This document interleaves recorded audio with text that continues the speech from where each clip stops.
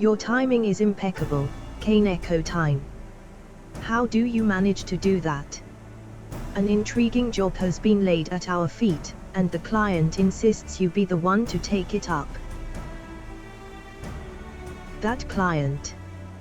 Why, none other than the East Alderney Trading Company. The missive was dispatched from the Kugain branch rather than Lord Lolorito's offices, but it nevertheless carries the piquant scent of moneyed interests. Care to give it a read?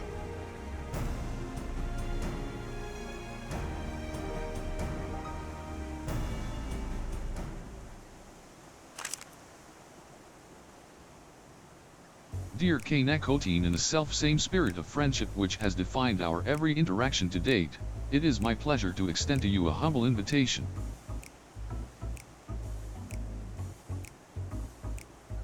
'Tis because of your endearing efforts to save this star that we may benefit from this rarest of opportunities, for it was in service to your noble quest to build the good ship Ragnarok that I was able to forge a fruitful bond between myself and another of Hingashi's elites. This lord has seen fit to grant me, and a guest of my choosing, leave to go where few ijin have tread, beyond the bounds of Kugain, to the sacred slopes of Mount Rokkon itself. I cannot overstate the significance of this gesture, nor the allure of sights heretofore unseen by Western eyes. Nor is it an exaggeration to say that no one is more deserving of this boon than your magnanimous self. I eagerly await our reunion at the gates of the Bokharo Inn. Ever your faithful servant Hancock Fitzgerald.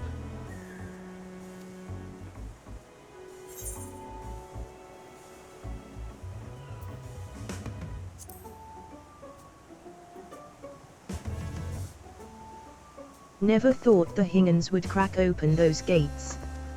Guild talks, that's for damned sure. You'll be heading to Kugain then, I take it. Perfect. I'll send word that you're on your way. Fair fortune and safe travels. You'd best come back with plenty of stories to tell, you hear?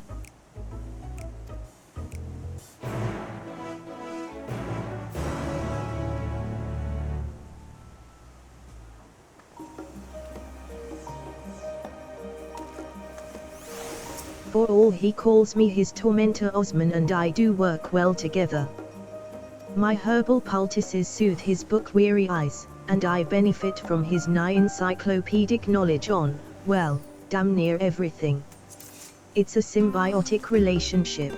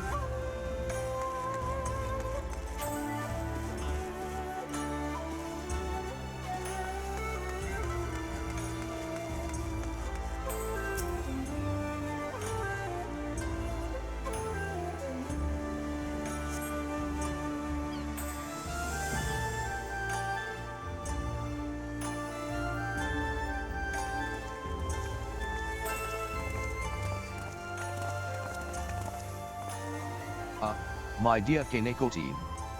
Who would have thought that the spinner would see us reunited so soon? You will be pleased to hear that no other charlatans have attempted to masquerade as Tenzin's progeny in the interim.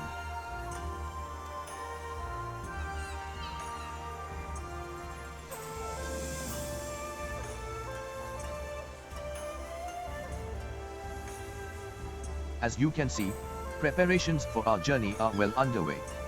Partial though I am to the traditional Hingan kimono, if we are to climb a mountain, told be prudent to do so in comfort as well as style.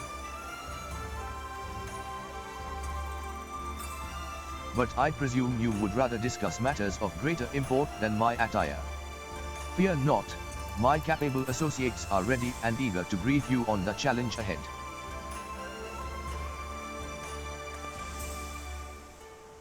We have reserved the finest chambers of the inn for the occasion, so let us reconvene away from all the hustle and bustle, shall we?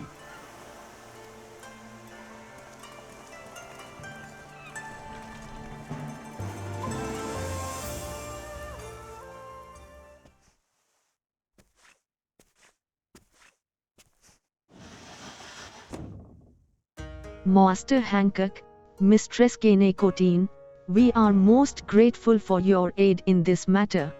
I am Tsubki, and my own Myoji companion is called Tokimori.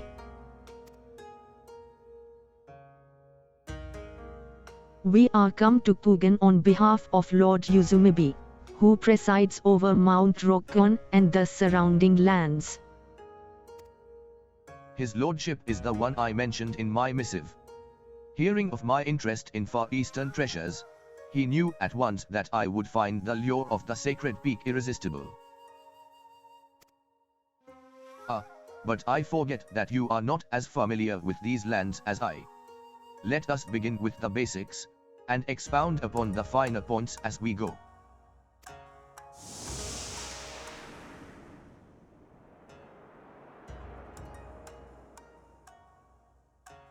To orient our destination in your mind's eye, we must first review Hingashi's geography.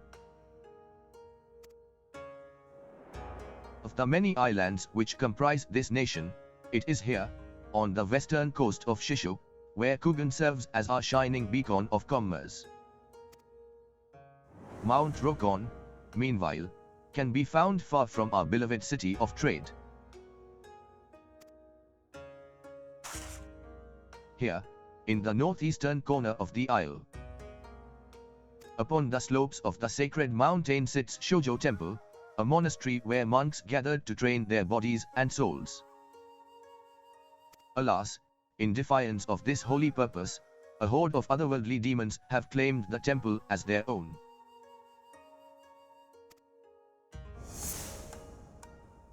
His lordship suspects that a collection of accursed treasures is to blame for this infestation. In the Far East, you see, 'tis believed that well-preserved objects may come to possess living souls after a time. These vessels Tenkami are known as Tsukumogami. A Tsukumogami in turn may attract, or even beget, other spirits. These Mononoke clearly have no regard for the sanctity of the mount, and so Lord Uzumibe desires a swift resolution. Compassionate soul that I am, I could not bear to stand idly by. But as men of wealth and influence, base altruism is beneath us both, so I offered to aid his lordship in a manner befitting our stations, by brokering a mutually beneficial arrangement. Simply put, should I find a way to rid the mountain of Mononoke, I may lay claim to any accursed treasures that I find. One man's trash is another man's takramono. That's Hingan for treasure, by the by. And here, my friend, is where you come in. During our jaunts to the mountain, you will serve as my bodyguard and slay any monstrous Mononoke we encounter. In exchange, you shall become one of the blessed few to bear witness to the wonders and terrors of Mount Rokkon.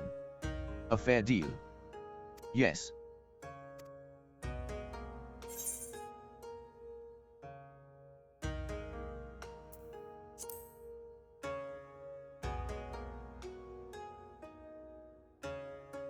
Your concern for my welfare is endearing but unwarranted.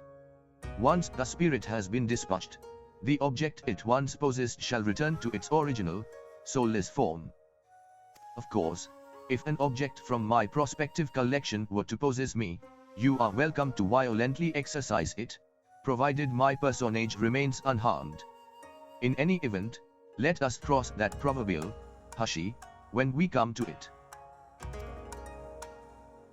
Now that the matter of Kanekotine's participation is settled, might I inquire as to the current owner of these items, Mistress Tsubki?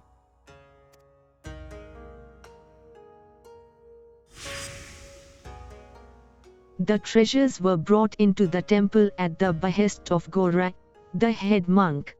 Though his disciples doubt not that his intentions were pure, his actions have brought them great misfortune. Like you, Master Hancock, Gora was an avid collector of antiques, and claimed that the Tsukumogami who dwelt within them ought to be worshipped. Driven by this fervent belief, he purchased all manner of items he deemed worthy of veneration. But as his collection grew, so too did certain troubling phenomena. An unholy shadow began to loom over the sacred mountain, and under this wicked well were the Mononoke emboldened to break their fetters. Fearing for their lives, the monks had no choice but to flee, their home defiled by demons. We could not allow the scourge to spread further, and sent our strongest warriors to slay the fiends, but few returned. Knowing that victory could not be attained by our forces alone, my lord bade us employ magics to contain the threat.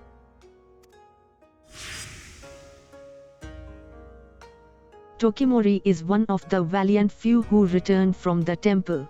'Tis thanks to his diligent reports that we know aught of Mount Rokkon's present state. Our orders were to find Gora and convince him to part ways with his treasures, but our pleas fell on deaf ears. He was like unto an animal. I suspect any semblance of reason has left him. Though the seal we placed upon the mountain endures, the Mononoke have had ample time to corrupt the souls of those who could not make good their escape. Should you encounter any survivors, do not show them a modicum of mercy, 'tis too late. We have prepared our strongest falcons. Their keeper shall await you by the Bokaisen hot springs, and will summon the birds once your preparations are complete. A word of caution: the falcons fear the Mononoke and will refuse to fly close to the temple. They shall bring you to the foot of the mountain, but no further. Beyond that point, you will have to climb.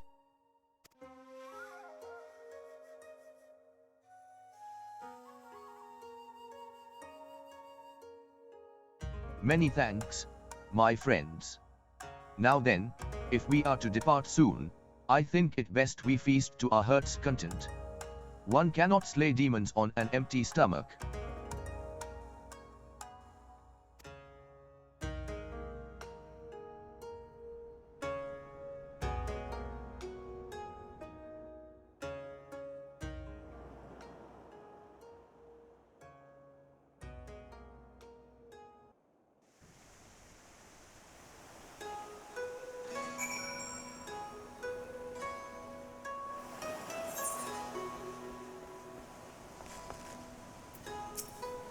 You are the adventurer who will aid us, I presume? 'Tis an honor and a privilege. My birds shall deliver you to Mount Rokkon's base. Go well, my friend, and may the kami keep you. Mount Rokkon is rife with dangers. Do not underestimate your enemies. My thanks once again for your assistance, Mistress Kaneko-tin. Master Hancock had some business matters to attend to before your expedition. Once you are ready, I shall summon him. I feel compelled to warn you. Even in times of peace, the climb up Mount Rokkon is not for the faint of heart. I suggest you procure sufficient provisions if you have not yet done so, and ensure that your equipment is in working order. Tokimori's disciples have been tasked with maintaining the mountain's wards. They will open the way for you upon your arrival. Speak with our falconer when you wish to depart. Though I must remain here, I shall be praying for your success.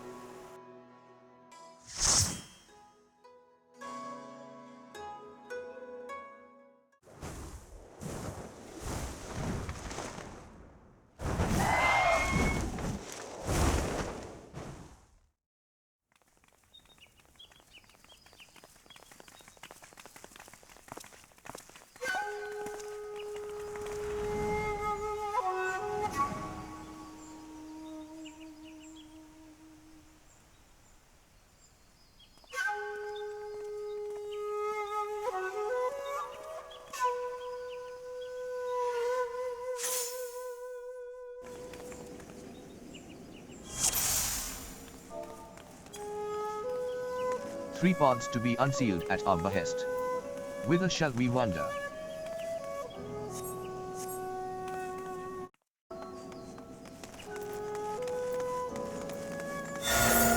You thought to go down this path as well. How reassuring.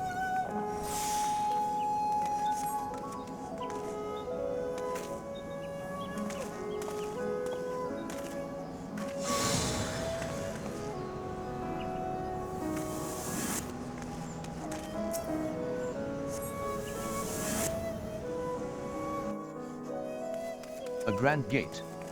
What lies beyond, I wonder.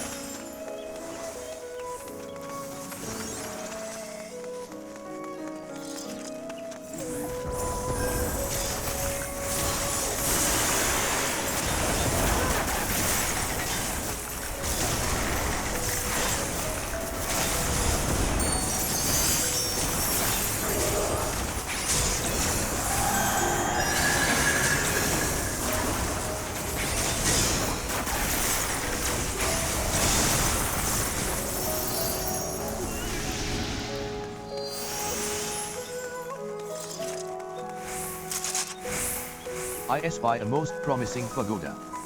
Let us make it our destination.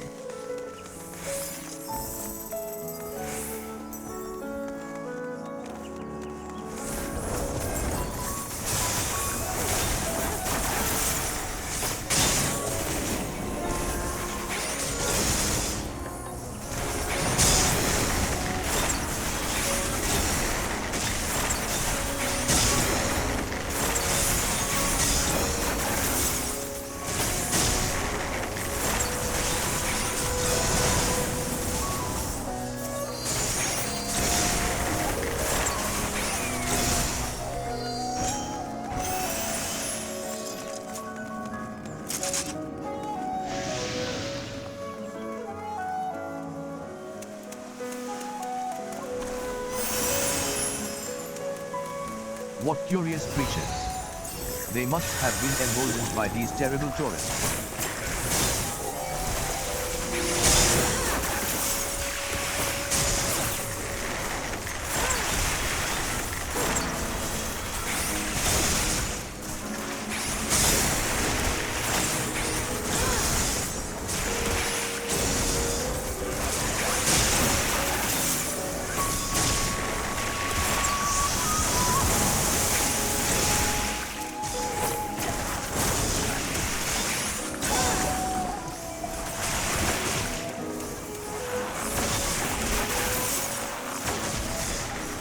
Mountain weather is wont to change on a whim, but 'tis not nature's whims at work here. It shall be mine, I say. You cannot have it. Would that we had arrived sooner. Judging by her supernatural size, the demons have already taken that poor Sheila away. She must be in control of the treasure. A promising blend, but at an unfortunate cost.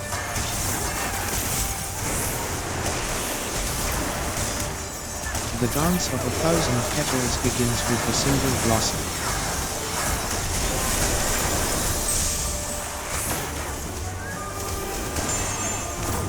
Rain of flowers, bend to my will.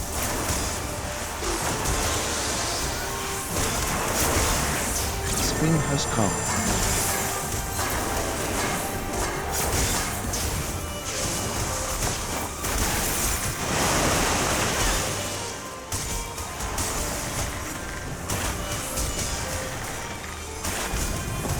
My shadow is my strength.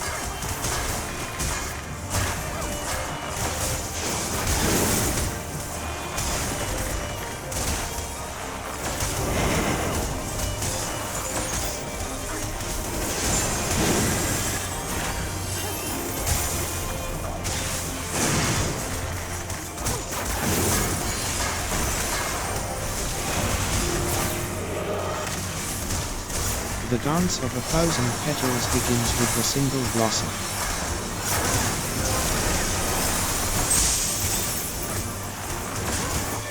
The blossoms must be enlarged. Keep a watchful eye on how they fly.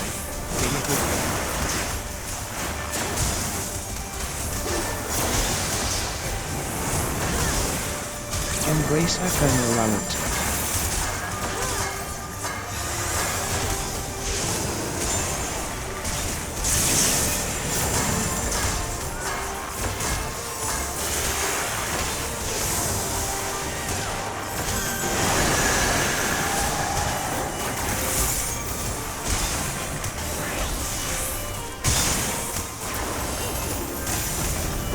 My shadow is my strength.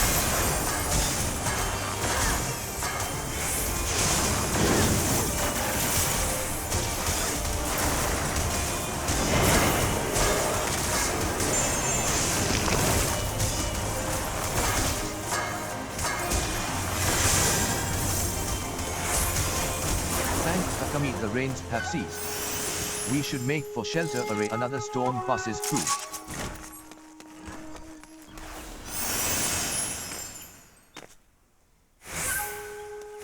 If I had to wager a guess, these must be the temple's stores. Rather spacious, aren't they?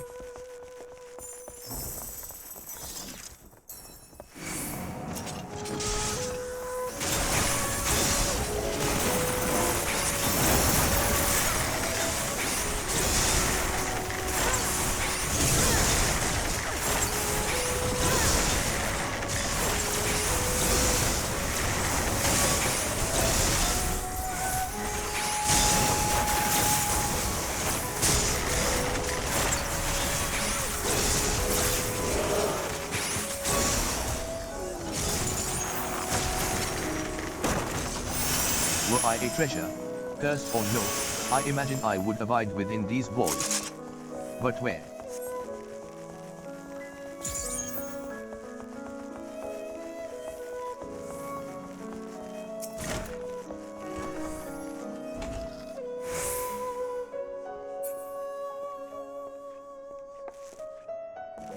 Under the auspices of two auspices, as it were. Curious.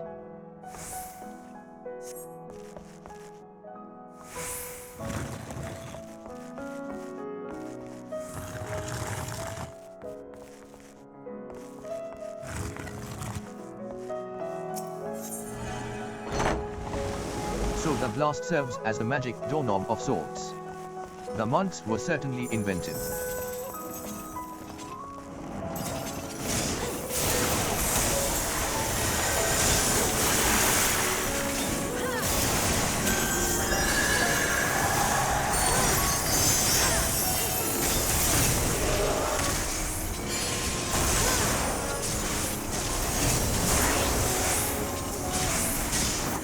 You two are a connoisseur of Far Eastern math, I trust.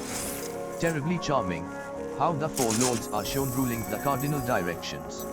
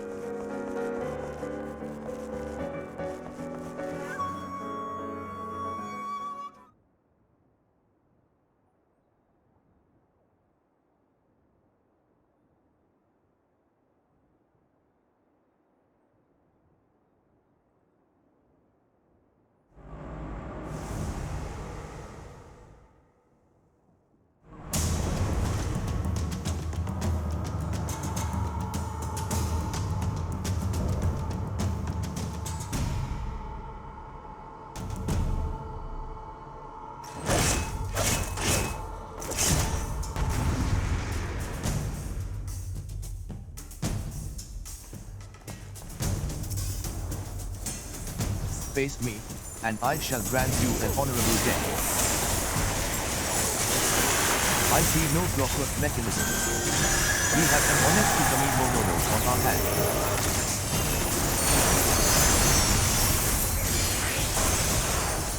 My blade thirsts for mortal blood.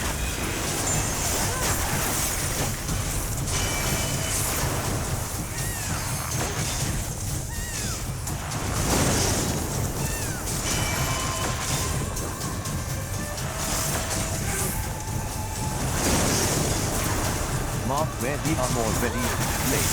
Though it has quite a reach, it cannot strike everywhere at once.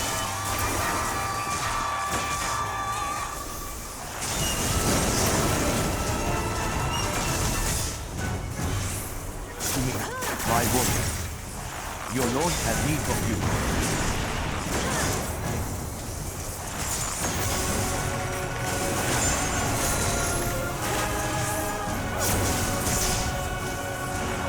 The blood has distracted. Have care, Hancock. I shall be right here, at a reasonably safe distance, cheering you on. To arms, my warriors. We make for the front line.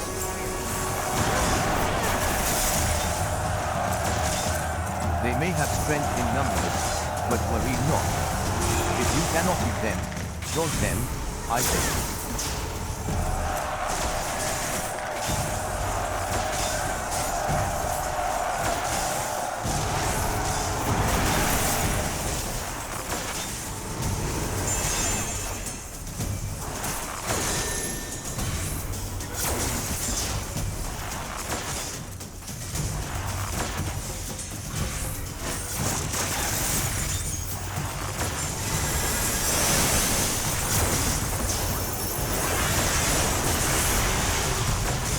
Chorus of steel rings eternal.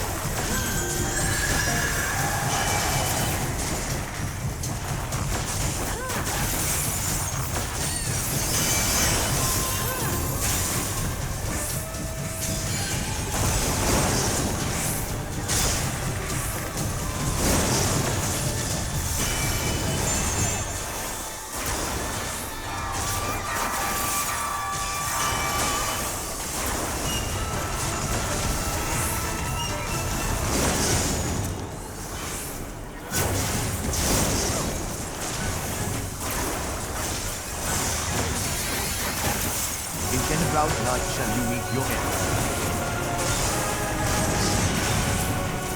I once dreamed of shaking hands with the giant Odin, but not like this.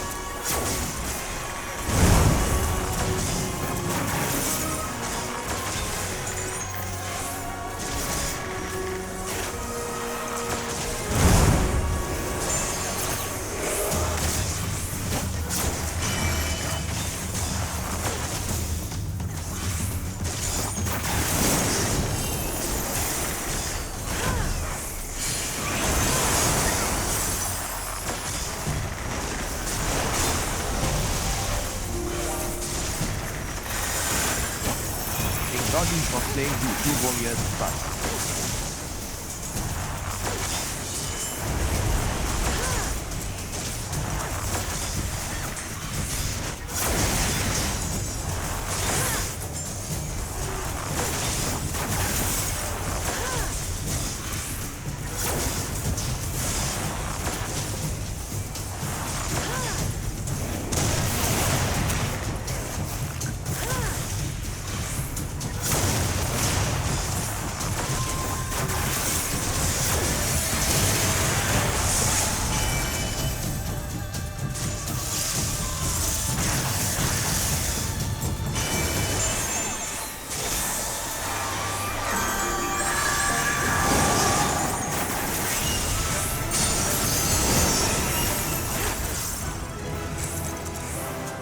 Well done, Hancock. Even the fiercest Mononoke is no match for you.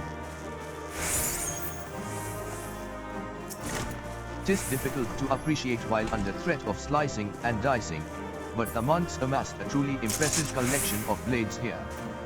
To say not of our most enspirited armor.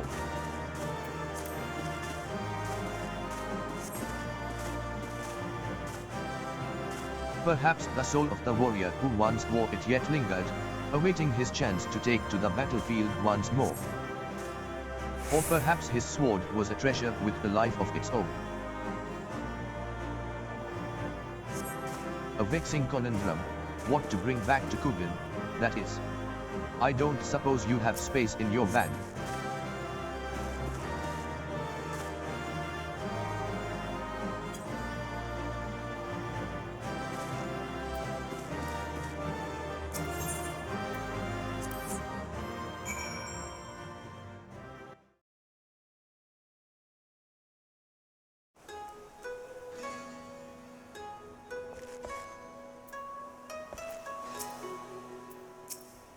Mistress Kanekotine, full glad am I to see you hale and whole.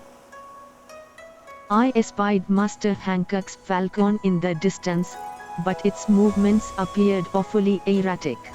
We can but hope they land safely.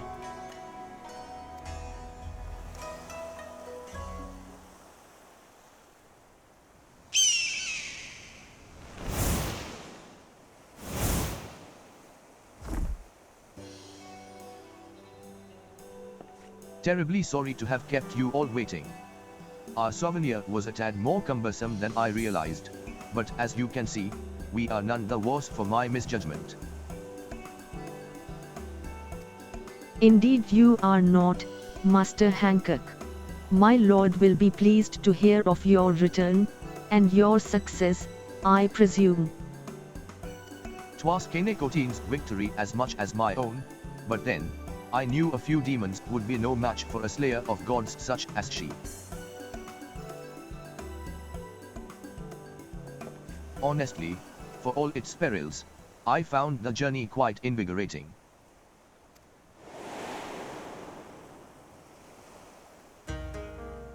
And the pagoda's architecture was nothing short of divine. A masterpiece wrought from timber of the ancient forest within which it stands, a treasure unto itself.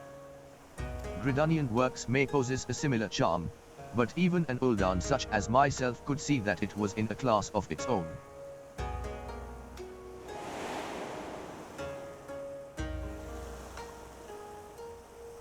In any case, the people of Shishu can rest easy, knowing a great Mononoke has been consigned to oblivion. But we, my friend, have miles to go before we sleep. There were several paths we eschewed, were there not? The mind races to imagine what other delights we may yet behold. Indeed. A number of treasures remain unaccounted for, and the demons are like to linger until their masters are slain.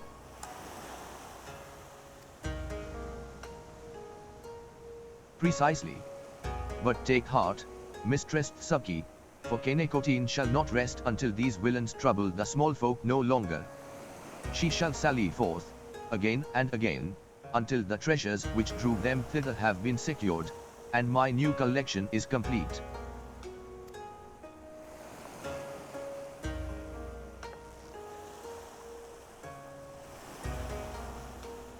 Alas, time waits for no man, and business for no merchant. I must away, but when next you wish to take Mount Rokkon by storm, you need only say the word. Before you do, however, you might consider sharing the tale of our exploits with Mistress Shalomur. The missive I received indicated a rather strong preference in that regard.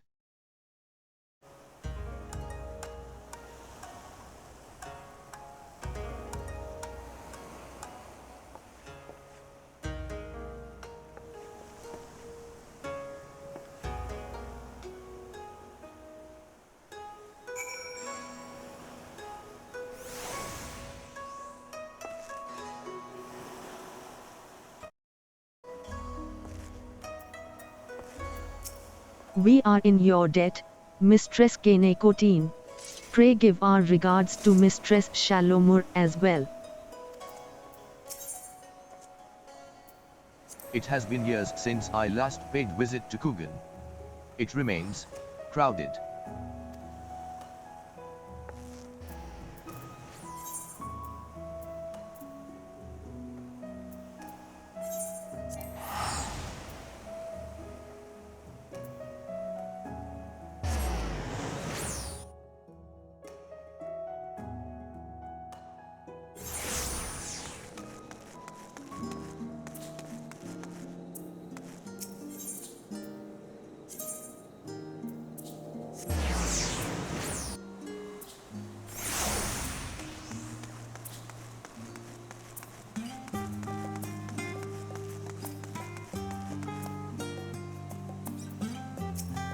I was wondering when you'd be back. How was your adventure in the Far East? Everything go well with Hancock? I doubt I'd fare well against demons, but I do like the sound of that mountain. Green as far as the eye can see, ripe for the gleaning. Would that I had an assignment like that. But, no need to bemoan my lot in your presence. I suspect Osman's been awaiting your return more eagerly than I. Go on and tell him your tales of the mountain. I guarantee you he'll love every word of it.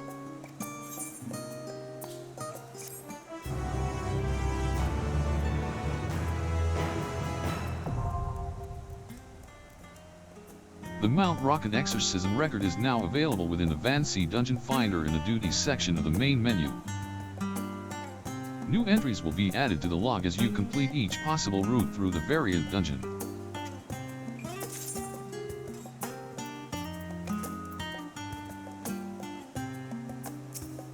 Kanekotin, how fare your adventures? You, wouldn't happen to have any you'd like to share, would you?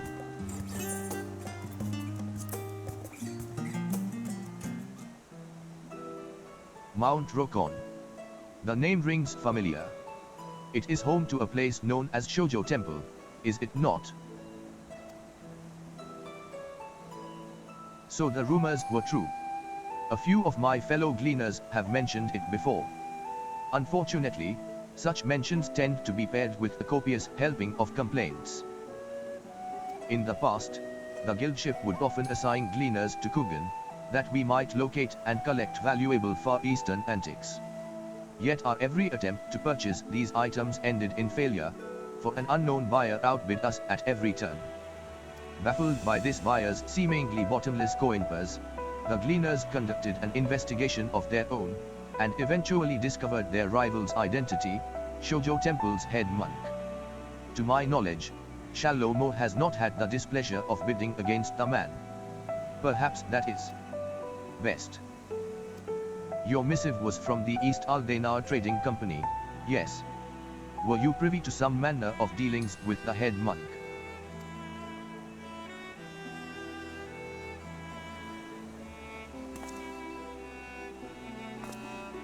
To think such a fate could befall the temple. I am passing familiar with the concept of Tsukumogame, but I had not realized that the myths surrounding them would bleed into reality. Having been a place of worship for much of its history, the mountain and its surrounding environs were likely rich in aether. And if such is the case, those cold Akka's treasures were not unlike kindling to a burgeoning flame. A shame indeed that the whole mountain had to suffer for one man's avarice. But this tragic tale must be told in writing. I can almost picture it, the lush greenery, the silence of the mountain marred by the unholy sight of demons. Yes, it's all coming together.